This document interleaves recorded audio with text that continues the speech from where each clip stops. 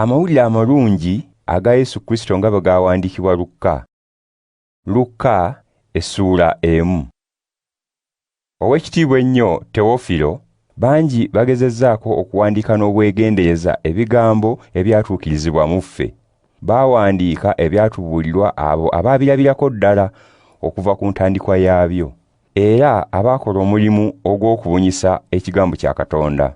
Nange bwe neetegereza byonna okuva ku ntandikwa yaabyo, ndabye nti kirungi okubikuwandiikira nga bwe biddiriŋŋana. Kino nkikoze olyoke omanyire ddala amazima g'ebigambo bye wayigirizibwa. Kabaka Herode bwe yali nga yafuga Buyudaaya, waaliwo kabona erinnya lye Zaakaliya ow'omu kitongole ky'abakabona ekya Abiya. Yalina mukazi we erinnya lye Erisaabeeti, nga muzzukulu wa Alooni. Bombi baali bantu balungi mu maaso ga Katonda, nga bakwata bulungi ebiragiro bya Mukama byonna n'amateeka ge. Baali tebalina mwana, kubanga Erisaabeeti yali mugumba, ate bombi baali bakaddiye. Lwali lumu, Zaakaliya yali akola omulimu gwe ogw'obwakabona mu maaso ga Katonda, ng'ekitongole kye yalimu kye kiri mu luwalo. Yalondebwa n'akalulu ng'empisa y'abakabona bwe yali, n'ayingira mu kifo ekitukuvu mu ssinzizo okunyookeza obubaane. Mu kiseera ekyo eky'okunyookeza obubaane, abantu bonna abaali bakuŋŋaanye baali wabweru nga basinza Katonda. Awo malayika wa Mukama n'ayimirira ku ludda olwa ddyo olw'ekyoterezo ky'obubaane, n'alabikira Zaakaliya. Zaakaliya bwe yamulaba ne yeesisiwala, entiisa n'emukwata. Malayika n'amugamba nti, Zaakaliya, leka kutya, kubanga Katonda awulidde okwegayirira kwo. Mukazi wo Erisaabeeti alikuzaalira omwana wabulenzi, n'omutuuma erinnya lye Yowanne. Olisanyuka n'ojaguza, era n'abalala bangi balisanyuka olw'okuzaalibwa kwe, kubanga aliba mukulu mu maaso ga Mukama. Talinywa mwenge gwa muzabbibu newankubadde ekitamiiza ekirala kyonna. Alijjuzibwa Mwoyo Mutuukirivu nga tannaba kuva mu lubuto lwa nnyina. Alikomyawo Abayisirayiri bangi eri Mukama Katonda waabwe. Aliweebwa omwoyo n'obuyinza nga Eriya bye yalina, n'akulembera Mukama okuzza emitima gy'abakitaabwe b'abaana eri abaana baabwe, n'okuzza abajeemu mu kkubo ly'abantu abalungi, alyoke ateeketeeke abantu okulindirira Mukama. Awo Zaakaliya n'agamba nti, kino naakikakasiza ku ki? Nze neekaddiyidde, ne mukyala wange naye akaddiye. Malayika n'amuddamu nti, nze Gabulyeri, ayimirira bulijjo mu maaso ga Katonda nga muweereza. Ntumiddwa okwogera naawe n'okukutegeeza amawulire gano amalungi. Kale nno nga bw'otokkiriza bye nkutegeezezza, ebirituukirira nga ekiseera kyabyo kituuse, ojja kuziba omumwa obe nga tokyasobola kwogera, okutuusa ku lunaku bino bwe birituukirira. Mu kiseera ekyo abantu baali balindirira Zaakaliya, era nga beewuunya ekimulwisiza mu kifo ekitukuvu mu ssinzizo. Bwe yafuluma n'atasobola kwogera nabo, ne bamanya nti wabaddewo ekitali kya bulijjo ky'alabye mu ssinzizo. Olw'obutasobola kwogera, n'abategeeza mu bubonero, n'asigala ng'azibye omumwa. Awo ennaku ze ez'okuweereza bwe zaggwaako, n'addayo ewuwe. Bwe waayitawo ekiseera, Erisaabeeti mukazi we n'aba olubuto, n'amala emyezi 5 nga teyeeraga mu bantu, ng'agamba nti, Mukama ye yannyambye okuba bwe nti, nankwatirwa ekisa mu kiseera kino, nanzijjako okuswala kwe mbadde nakwo mu bantu. Erisaabeeti yali yakamala emyezi 6 ng'ali lubuto. Katonda n'atuma malayika Gabulyeri mu kibuga eky'e Galilaaya, erinnya lyakyo Nazaaleeti, ew'omuwala embeerera erinnya lye Maliya, eyali ayogerezebwa omusajja ayitibwa Yosefu, muzzukulu wa Ssekabaka Dawudi. Malayika bwe yatuuka waali, n'agamba nti, nkulamusa gwaweereddwa omukisa, Mukama ali naawe. Maliya ne yeeraliikirira nnyo olw'ebigambo ebyo, era ne yeebuuza mu mutima gwe kye bitegeeza. Awo malayika n'amugamba nti, Maliya, totya, kubanga Katonda akuwadde omukisa.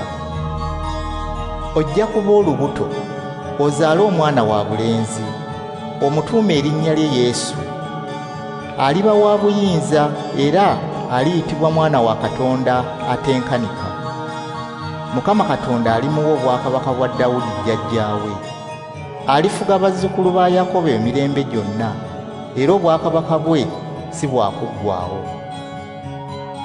Maliya n'abuuza malayika nti, ekyokuba olubuto kinaatuukirira kitya nga simanyi musajja? Malayika n'amuddamu nti, Mwoyo mutuukirivu anajja ku ggwe, era amaanyi ga Katonda atenkanika ganaaba naawe. N'olwekyo omwana alizaalibwa aliyitibwa mutuukirivu, mwana wa Katonda. Muganda wo Erisabeti newankubadde yayitibwanga mugumba era nga mukadde, guno omwezi gwa 6 ng'ali lubuto, era naye ajja kuzaala omwana wa bulenzi, kubanga tewali Katonda kyayogera kitayinzika. Awo Maliya n'agamba nti, Nzuuno omuzaana wa Mukama, nzikiriza kibe nga bw'ogambye. Awo malayika n'ava waali n'agenda. Mu nnaku ezo Maliya n'asituka n'alaga mangu mu nsi ey'ensozi, mu kibuga ky'omu Buyudaaya, n'ayingira mu nnyumba ya Zaakaliya n'alamusa Erisabeti. Awo lwatuuka, Erisabeti bwe yawulira Maliya ng'amulamusa, omwana n'azannya mu lubuto lw'Erisabeti, era Erisabeti n'ajjuzibwa Mwoyo Mutuukirivu. N'akangula nnyo ku ddoboozi, n'agamba nti, Weweebwa omukisa okusinga abakazi abalala bonna, n'omwana gw'olizaala yaweebwa omukisa. Kale mpeereddwa nti ekitiibwa kino, nnyina wa Mukama wange okujja okunkyalira. Bwe mpulidde eddoboozi lyo ng'onnamusa, omwana n'asamba olw'essanyu mu lubuto lwange. Oli wa mukisa ggwe eyakkiriza nti ebyo Mukama bye yakutegeeza birituukirira. Awo Maliya n'agamba nti, Omutima gwange gugulumiza Mukama, omwoyo gwange gusanyukira Katonda omulokozi wange, kubanga akwatiddwa ekisa omuzaana we ataliiko bw'ali. Okuva kati abantu ab'emirembe gyonna banampitanga wa mukisa, olw'ebikulu nannyini buyinza byankoledde. Erinnya lye ttukuvu, era mu buli mulembe akwatira ekisa abamutya. Alaze obuyinza bwe mu byamagero by'akola. Abeekulumbaza mu birowoozo byabwe abasaasaanyizza. Awanudde ab'obuyinza ku ntebe zaabwe, n'agulumiza abeetoowaze. Abali mu bwetaavu abawadde ebirungi, abagagga n'abagoba nga tebalina kantu. Ayambye Isirayiri omuweereza we, nga bwe yasuubiza bajjajjaffe. Ajjukidde okukwatirwa ekisa Abulahamu n'ezzadde lye emirembe gyonna. Maliya yamala ne Erisabeti emyezi nga3 n'adda eka. Awo ennaku za Erisabeti ez'okuzaala ne zituuka, n'azaala omwana wa bulenzi. Baliraanwa be ne baganda be ne bawulira nga Mukama bwamukwatiddwa ekisa ekingi, ne basanyukira wamu naye. Awo ku lunaku olw'omunaana ne bajja okukomola omwana. Baali bagenda kumutuuma erinnya lya kitaawe Zaakaliya. Nnyina w'omwana n'agamba nti, Nedda, anaatuumibwa Yowanne. Ne bamugamba nti, Mu b'olulyo olwo teri n'omu ayitibwa linnya eryo. Awo ne beeyambisa obubonero, ne babuuza kitaawe w'omwana erinnya ly'ayagala batuume omwana. Zaakaliya n'asaba ekipande eky'okuwandiikako. N'awandiika nti, Erinnya ly'omwana ye Yowanne. Bonna ne beewuunya. Amangu ago omumwa gwa Zaakaliya ne guzibuka, n'olulimi lwe ne lusumulukuka, n'ayogera ng'atendereza Katonda. Awo abantu bonna ababaliraanye ne batya. Era ebigambo bino byonna ne bibuna mu kitundu kyonna ekya Buyudaaya eky'ensozi. Bonna abaabiwulira ne bibayingira mu mitima, ne bagamba nti, Kale omwana ono aliba muntu wa ngeri ki? Kubanga obuyinza bwa Mukama bwali naye nga bumuyamba. Awo Zaakaliya kitaawe wa Yowanne n'ajjuzibwa Mwoyo Mutuukirivu, n'alanga ng'agamba nti, Mukama Katonda wa Isirayiri atenderezebwe, kubanga akyalidde abantu be era abanunudde.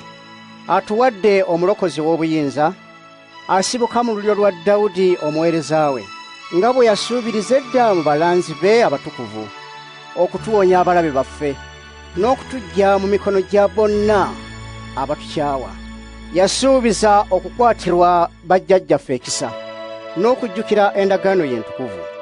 Yalayira n'akakasa Abulahamu jjajjaffe nti tuliggyibwa mu mikono gy'abalabe baffe, tulyoke tumuweereze awatali kutya, nga tuli beesimbu era abatukuvu mu maaso ge obulamu bwaffe bwonna. Naawe omwana oliyitibwa mulanzi wa Katonda atenkanika, kubanga olikulembera Mukama okulongoosa amakubo ge n'okumanyisa abantu be nti alibalokola ng'abasonyiwa ebibi byabwe, kubanga Katonda waffe ajjudde ekisa.